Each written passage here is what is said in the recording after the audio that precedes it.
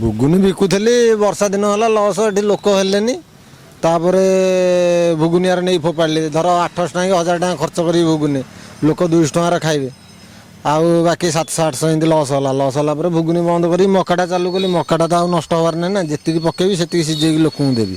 ସମସ୍ତଙ୍କର ସ୍ୱପ୍ନ ଥାଏ ପାଠ ପଢ଼ି ଭଲ ଚାକିରି କରିବି ତା ସହିତ ଗୋଟେ ଭଲ ସମାଜରେ ଗୋଟେ ଭଲ ନାଗରିକ ହୋଇପାରିବି ପଇସା ରୋଜଗାର କରିବି କିନ୍ତୁ ସମସ୍ତେ ସେଥିରେ ସଫଳ ହୋଇପାରନ୍ତିନି। କିଏ ପାଠ ପଢ଼ି ଚାକିରି କରେ ତ କିଏ ପାଠ ପଢ଼ି ପୁଣି ବ୍ୟବସାୟ ଭଳି ଗୋଟିଏ ଅଲଗା ରୋଜଗାର ପନ୍ଥାକୁ ଆପଣେଇ ନିଏ।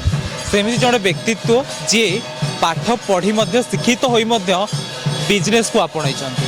ପ୍ରଥମେ ରାଜଧାନୀରେ ଆସି ଘୁଗୁନି ବେପାର କରି ଲସ୍ ଖାଇ ପୁଣି ଥରେ ମକା ବିଜନେସ୍ କରି ସେ ନିଜ ପରିବାରକୁ ପେଟ ପୋଷିବା ପାଇଁ ଅଣ୍ଟା ଭିଡ଼ି ଠିଆ ହେଇଛନ୍ତି। ଚାଲନ୍ତୁ ତାଙ୍କ ସହିତ ଆଲୋଚନା କରିବା ଏବଂ ତାଙ୍କ ସହିତ କଥା ହେବା। ଭାଇ କେତେ ଦିନ ହେଲାଣି ଆପଣଙ୍କ ଏଇ ମକା ବିଜନେସ୍? ମୁଁ ଏଠି ବର୍ତ୍ତମାନ 1.5 ବର୍ଷ ହେଲା ମକା ବିକୁଛି।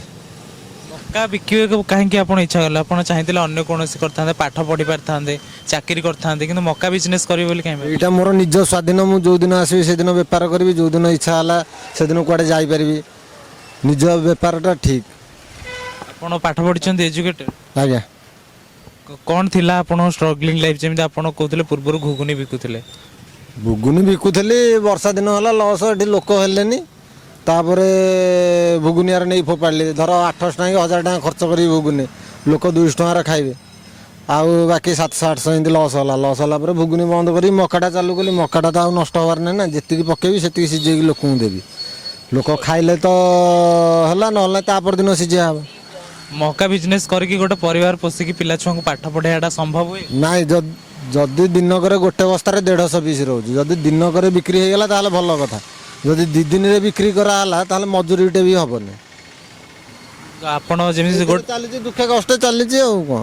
ଭୁବନେଶ୍ୱରରେ ରହିବା ରାଜଧାନୀରେ ସବୁ ଗୋଟେ ପକ୍ଷେ ଏକ୍ସପେନ୍ସିଭ୍ ଯଦି କହିବା ଆମେ କିନ୍ତୁ ନିଜର ପିଲା ଛୁଆ ଥିବ ଭଲ ସ୍କୁଲରେ ପାଠ ପଢ଼ାଇବା ଗୋଟେ ସ୍ୱପ୍ନ ଥିବ ସେସବୁ ପୂରଣ କରିବ। ପିଲାଙ୍କୁ ଆଣିକି ସେମିତି କୁଆଡ଼େ ହେଇପାରିବ ପିଲାଙ୍କୁ ଆଣିକି ଗଭର୍ଣ୍ଣମେଣ୍ଟ ସ୍କୁଲରେ ନାଁ ଲେଖେଇଛି ଡୁମଡୁମା ହାଇସ୍କୁଲ ସେଠି ପିଲାମାନେ ପଢ଼ୁଛନ୍ତି ମଧ୍ୟାହ୍ନ ଭୋଜନ ମିଳୁଛି ସେଠି ପିଲାମାନେ ଖାଉଛନ୍ତି ମୁଁ ଏଠି ଘର ଭଡ଼ା ଦେଇକି ଅଛି ଆଉ କ'ଣ।